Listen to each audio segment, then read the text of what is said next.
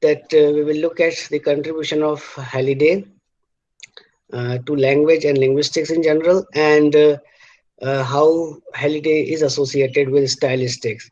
So we have three things. We will study something about Halliday, and then the functions of language that he has posited, and stylistics we have. So we will first discuss Halliday and the functions of language. So Halliday identifies 7 functions that language has for children in their early years. So uh, how language is acquired. So we have one point of view by Noam Chomsky that language is innate. Some part of language is already there when a child is born. That is one view. But contrary to that view, we have a view by Halliday. And when we study Halliday and the functions of language, then we will get to know that contrary view. So what Halliday believes, Halliday states children are motivated to acquire language.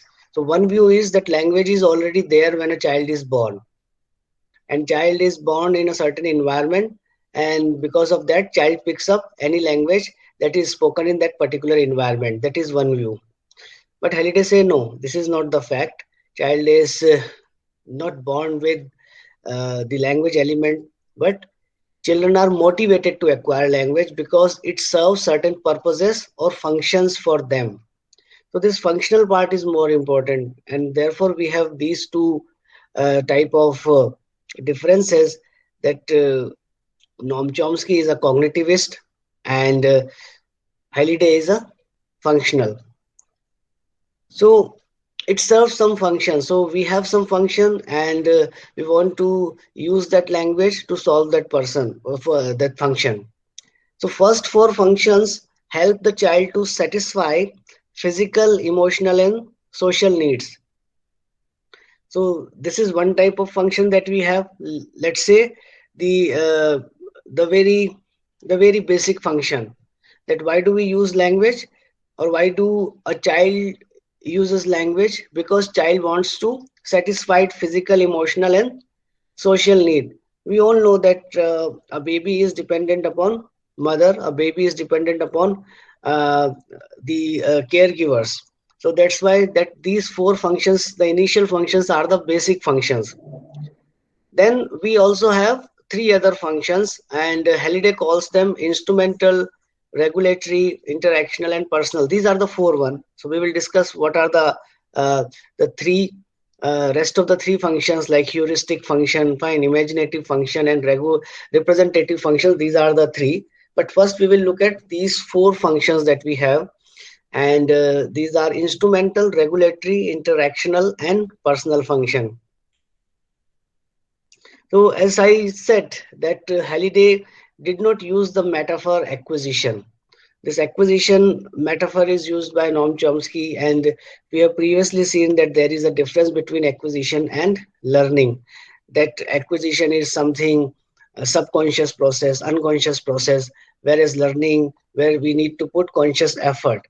But Halliday did not use this metaphor acquisition, in which language is considered a static product. Now, why a static product? Because when we say, or when we claim that a child is born with a language, and we say language is innate, so in that sense language is like biologically endowed. For that particular reason, language is considered a static product here, which the child takes on when sufficient exposure to natural language enables parameter setting. So we have this term in syntax like parameter setting. Parameter setting is like whether the child is going to pick up a language that has a subject verb object word order, or subject object verb word order. So that type of parameter setting we have. Or we have a language that has prepositional or postpositional. For example, Dogri and Hindi language, we have postpositional, and here is prepositional, like in English. So that type of parameter setting, the child decides and starts speaking. So that is basically not the view of Halliday. So what Halliday thinks, by contrast, for Halliday, what the child develops is a meaning potential. So meaning potential, that is again related to the function. Learning language is learning how to mean. The name of his well-known study of a child's language development. So this is also that the work that learning how to mean, that is also associated with language use rather than the formal study of language. So this difference we have, that we need to understand when we study the functions of language. And one such function, that is imaginative function, is associated with the literary use of language, that we will also see. But here, this is the starting point. We need to understand like how these two, one is a formalist and another one is a functionalist, they are different in their views. So now let's come to these functions, and we will look at one by one. They are not difficult to understand, they are very basic. So they are 7 in number, and these 4 are the basic one. First one is instrumental. So this is when the child uses language to express their needs. So child is hungry, so child can say like want milk, or simply child can say milk. So that type of utterances when a child makes, this is the instrumental. This function is known as instrumental according to Halliday. Then second one is regulatory. That is where language is used to tell others what to do. So that is like get out is an imperative thing. You want that someone should get out, or you want just open the door. So that is again regulatory. You want someone to do something for you. So that regulation is associated with that. That is the second function. Third one is interactional. So you already know what is the meaning of interaction. When two people, they meet together, they talk to each other. So that is interactional. Here language is used to make contact with others and form relationship. So let's say when you love someone, then you express like love you papa, fine. So here this one example I am giving, but this is like how you feel, like you are not feeling good, then you say like I'm not feeling good to some other person, so the other person will realize. So that type of thing is there. Or you care for a person, then you say like okay, I do care for you. That type of thing is the interactional function. Then the personal, this is the use of language to express feelings, opinions, and individual entity, so identity. So this is like again how you express yourself, how you express your opinion. So these 4 are generally the basics one, the basic functions that we need to understand, that why we have language. That means like anyone, irrespective of the fact the person is literate, illiterate, educated, uneducated, these 4 functions are used by all. So these are the, that's why these 4 functions are known as the basic functions. But we have other 3 functions as well, and that function is like heuristic function, imaginative function, and representational function, all helping the child to come to terms with his or her environment. So it is not the case like this, these functions, because we are using again and again the term child, then only these functions are for child, because uh, because it is like a theory of acquisition, or like it's a reply to the theory of acquisition. That's why the term child is used. Otherwise an adult also uses language, and these functions are very much in practice, like instrumental, regulatory, interactional, personal, and these 3 that are heuristic, imaginative, and representational. So this heuristic function is like helping you to learn something. For example, when you face a problem, when you learn new thing, and you try to accommodate that new thing with the old learning, then definitely it is a problem solving going on in your mind. So so you are like bit puzzled. You try to accommodate that new learning, you try to associate that how this new learning is associated with my past learning. So for that you have a heuristic function that we have. So this heuristic function, this is when language is used to gain knowledge about the environment. So there are lots of things that we do not know. For example, you are new at a city and you are searching uh, searching a particular address, then obviously it is you want to gain knowledge. Let's say you have learned a theory, you have recently read postmodernism, but you do not know how to apply postmodernism into a text. So that type of thing is also heuristic. Again, you have gained certain knowledge, but you do not know how to apply it. Let's say you have purchased a washing machine, but you do not know how to operate it. Let's say you are typing something on Word document, but you do not know like why, how to click on the automatic referencing. Then again, this type of thing is this heuristic. So again, it is related to trial and error, it is related to problem solving, it is also related to brainstorming, and you try to learn new things. So that type of function is heuristic function. So all the time, like when you do something new, when you are in new environment, when you are uh, like you try to learn how a particular app functions, or how to apply the gained knowledge in practice, then all the time you are into heuristic function of language. Now the next one is imaginative, and this is directly related to the literary field, the literature that you study. So here language is used to tell stories and jokes and to create an imaginary environment. So human beings are story lovers, and human beings are good narrators as well. So someone who can tell a good story will always be a hit in his or her life. So a story that we love so much that all around us is just a one big story that we have. So we love to read story, we love to tell story, fine. So this type of function is done by language, and this is quite imaginative, because once you tell a story, then obviously you add something, some elements of your own in that story. If it is like highly fictional story, then everything that you create is your own creation, and you add everything that's there. And similarly with the jokes, so jokes, they are not actually stories, but they are the creative use of language, and they are used to make people laugh. So there are lots of types of jokes. Fine, body jokes are there. There are lots of jokes, like jokes related to religion, jokes related to political parties, jokes related to superstitions. So we have lots of jokes that we have. So this is again an imaginative part uh, of using language, and to create an imaginary environment. So when you read a novel, when you read a poem, when you read a drama, what it creates an imaginary environment. So this imaginative function posited by Halliday is very much related to the literary field uh, that you have. Then the representational, the use of language to convey facts or information. Now this is also very much the part of because language is a vehicle, and language is a vehicle to express emotions and feelings generally uh, that we believe, but at the same time language is also used to convey facts and information.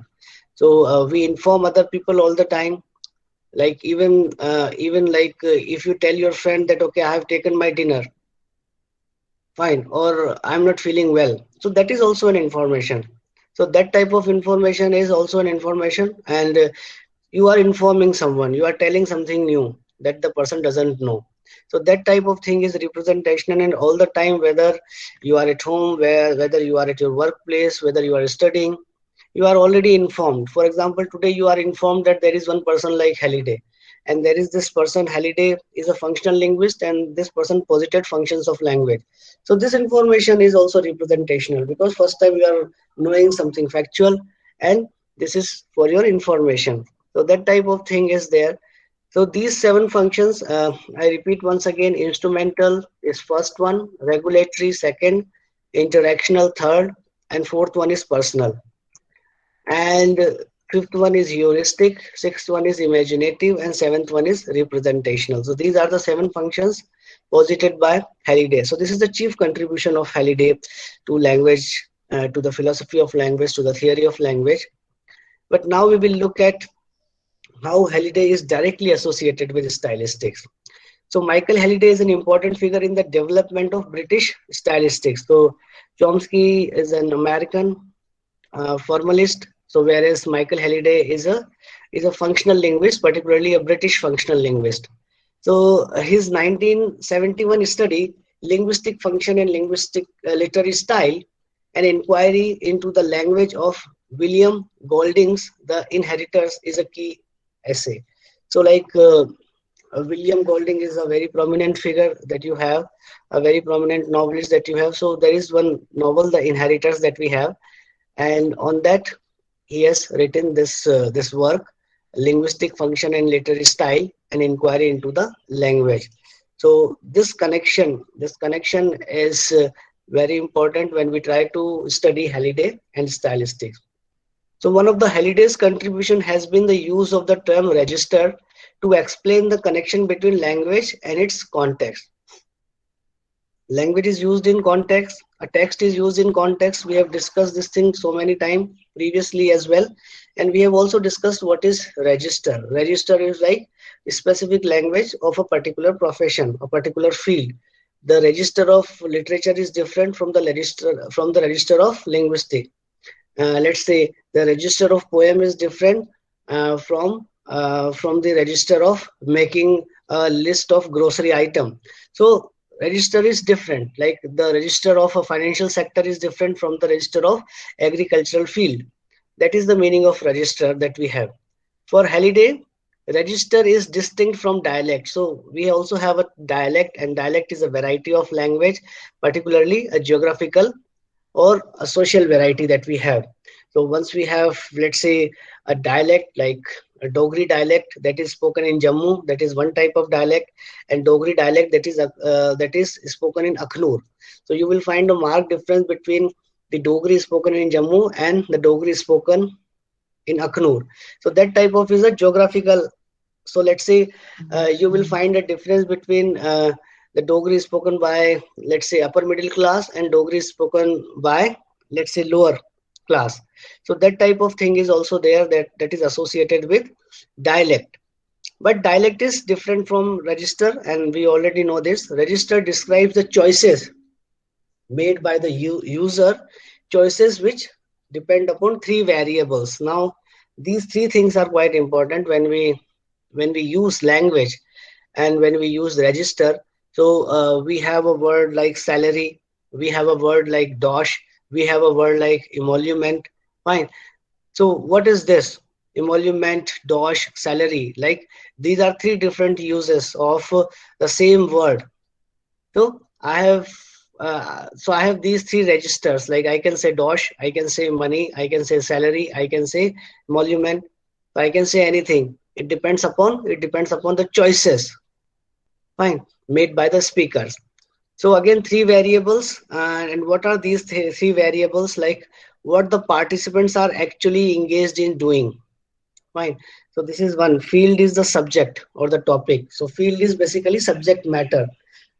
So register is depend upon the subject matter. So for example, the register of linguistics is different. So linguistics is a subject matter, the content.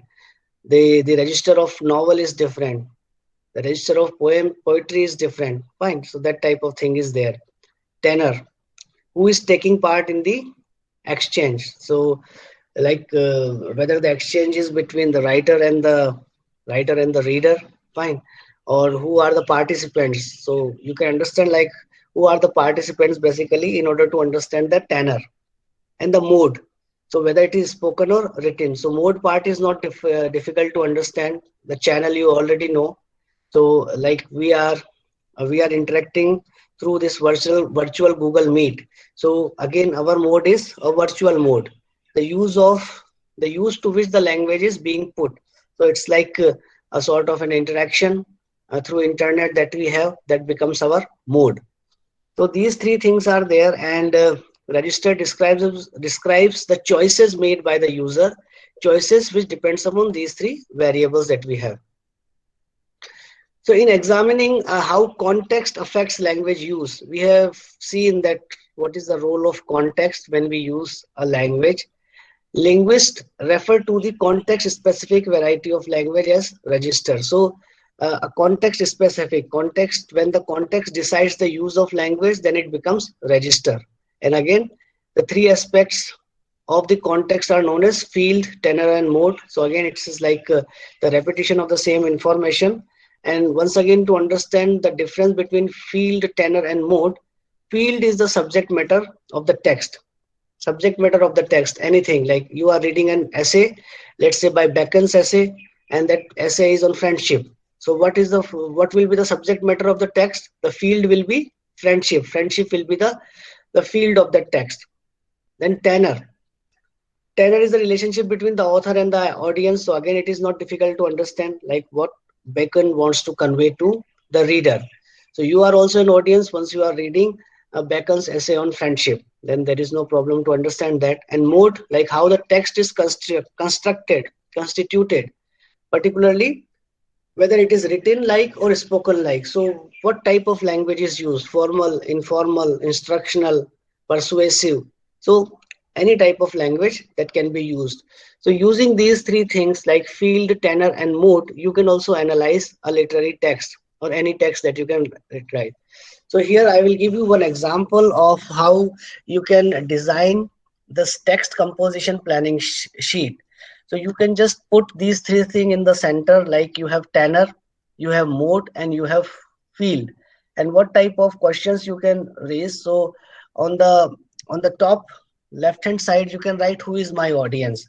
So it's like you are planning to write a text. Let's say you as a writer, you want to write a text, so you need to decide few things, and that decision is informed by field, tenor, and mode.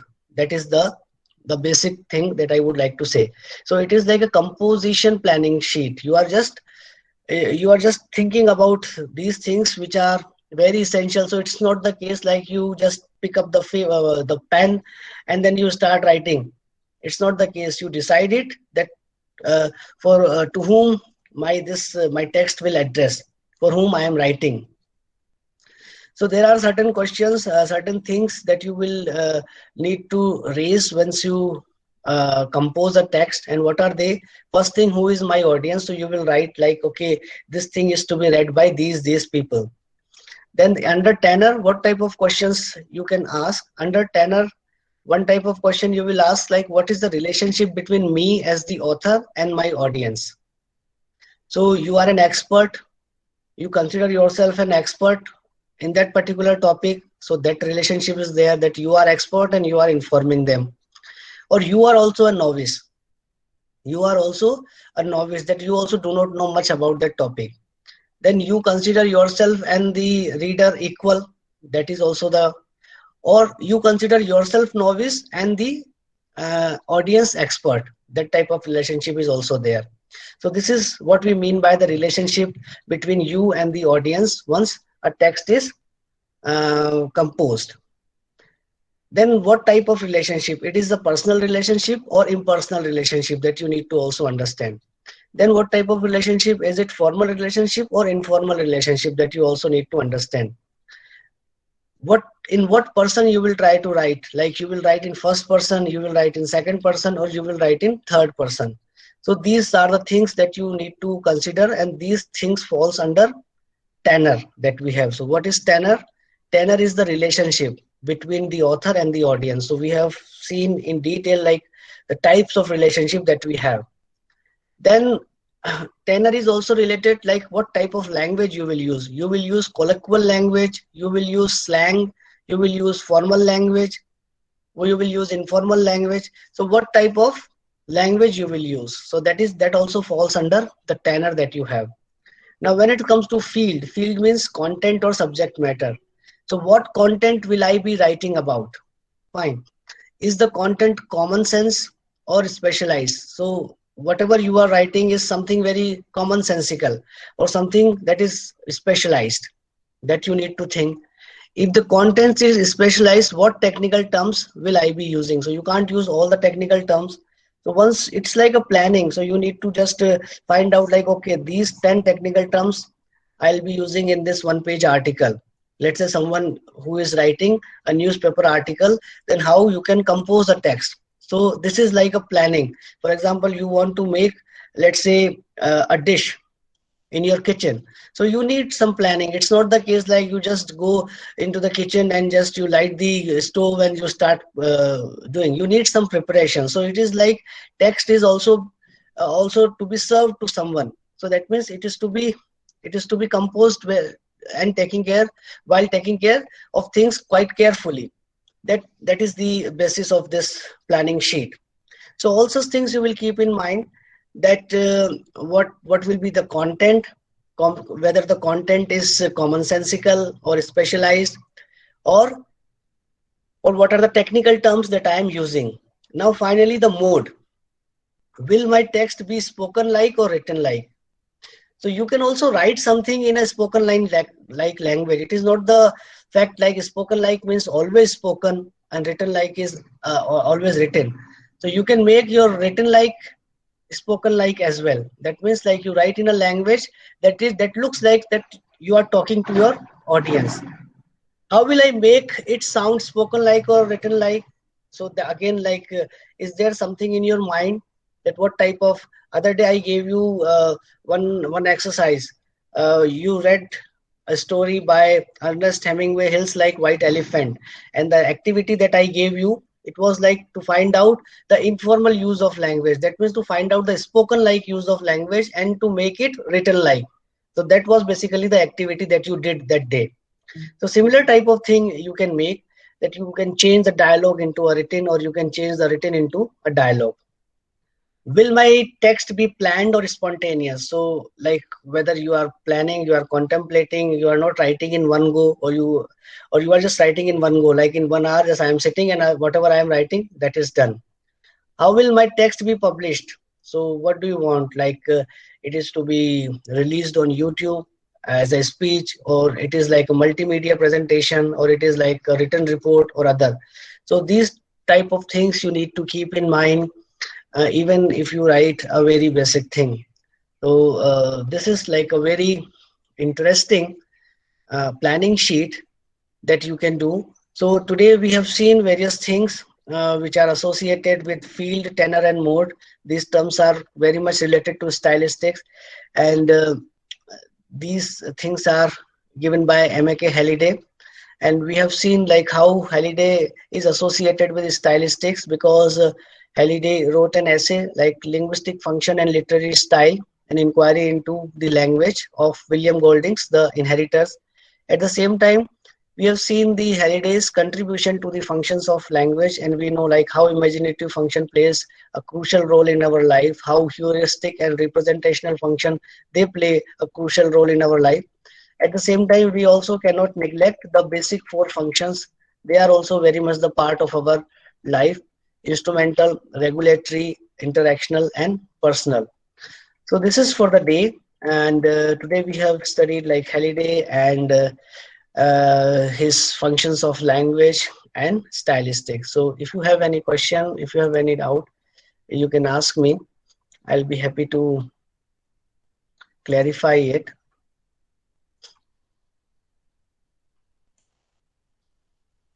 There is no question, no doubt. Okay, then we end this session. Thank you all. Thank you, sir.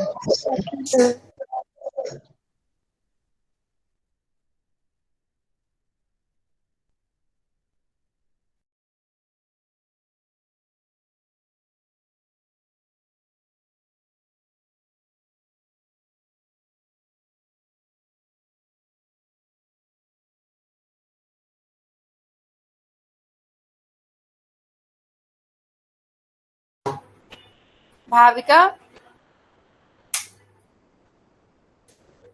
Bhavika